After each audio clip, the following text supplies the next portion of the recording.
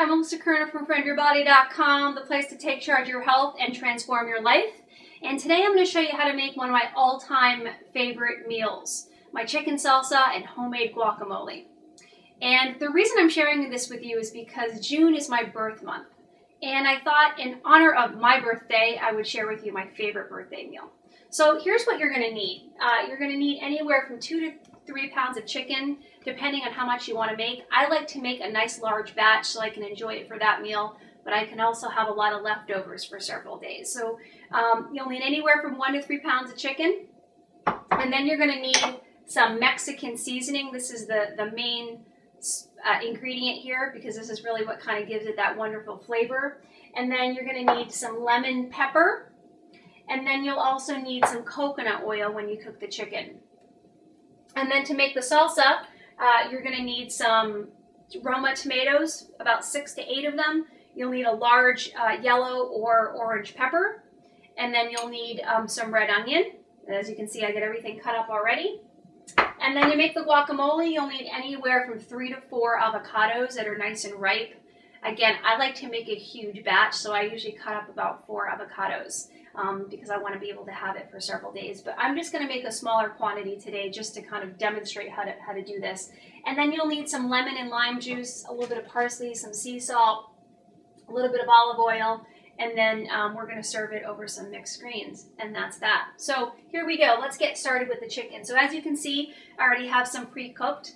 So when you make it, it's really, really easy. You're going to take your chicken, put it in a nice glass baking dish, and you're going to evenly coat each piece of chicken with some of the Mexican spice, the lemon pepper, and then you're going to put a nice dollop, maybe about anywhere from a teaspoon to 3 teaspoons of coconut oil on each piece of chicken. And you're going to pop it in the oven at 350 and cook it for 30 to 35 minutes. So I just have a little bit pre-cooked here so I can demonstrate how to put it together in just a minute. And then to make the salsa, I like to keep my salsa really simple.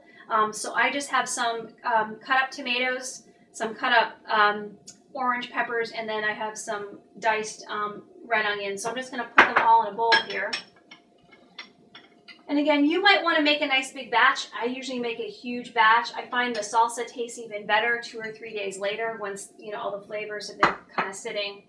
And then I don't really measure because this is a recipe that I've been making from memory for a while, but you may want to put anywhere from 2 to 3 tablespoons of lemon and lime. So I'm just going to put a few squirts in there of both because I like the combination. And then I like to put just a little bit of sea salt in my salsa. So I'm going to put like half, not even a full 1/8 of a teaspoon. Good, and then I'm just going to put a pinch of parsley. You can certainly use fresh parsley, that's probably better. I've got some dried parsley here, and I'm just going to put a pinch of it in here. And then what I do is I usually put a cover on it, and then I shake it. Here we go, I'm going to put a cover on here, and I'm just going to shake it. Breaks up the juices, breaks up the chunks a little bit. I'm going to put that aside for a minute. I got my salsa.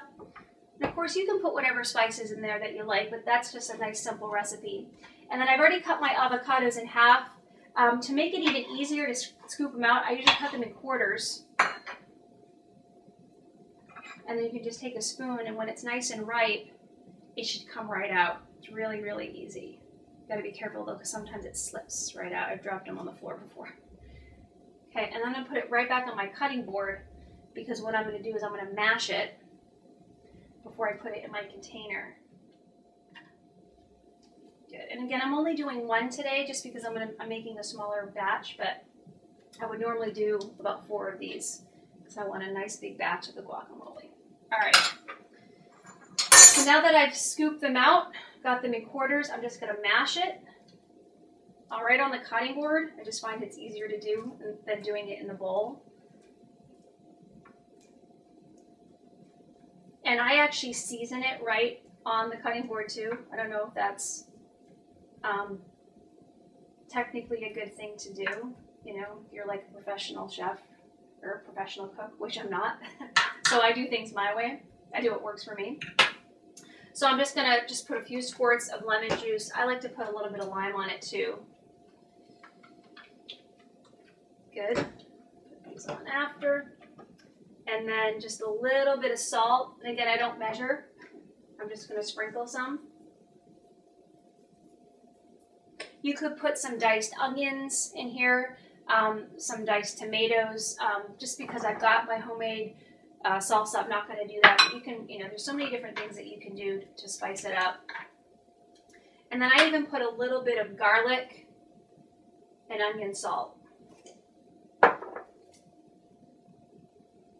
love garlic. Can't have enough of that. Okay, so I'm just going to mash it up. It's nice and creamy. I love the color of avocado. It's like kind of similar to the color of my kitchen. As you can see, love green. Okay, pour that in here. Okay.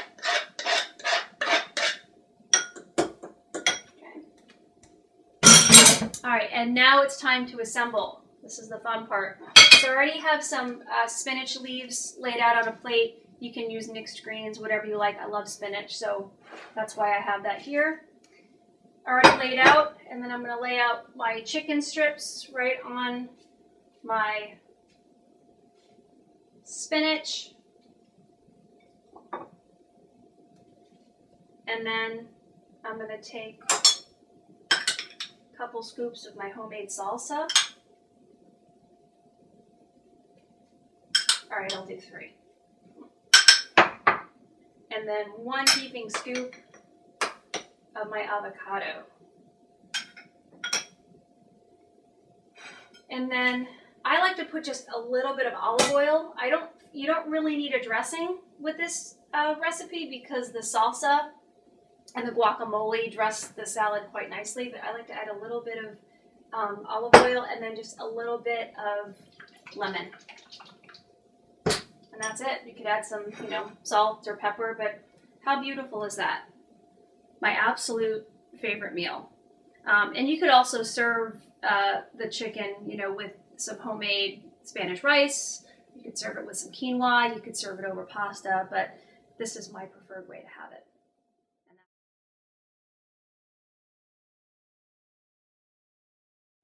So, now I want to hear from you. Tell me what your favorite healthy birthday dinner is by posting it in our blog. And if you like this recipe and you found it helpful, make sure that you subscribe to our YouTube channel and make sure that you share it with your friends and family so they can benefit from it too. And if you want some more resources on how to take charge of your health and transform your life, and of course get some personal insights from me that I only share through email, make sure that you head over to friendyourbody.com and sign up for our free weekly health, fitness, and nutrition tips and recipes. So stay focused on your health and keep moving forward by making small and simple healthy lifestyle changes so that you can look and feel your absolute best. Thank you so much for watching, and I look forward to talking with you again soon. All right, have a great day.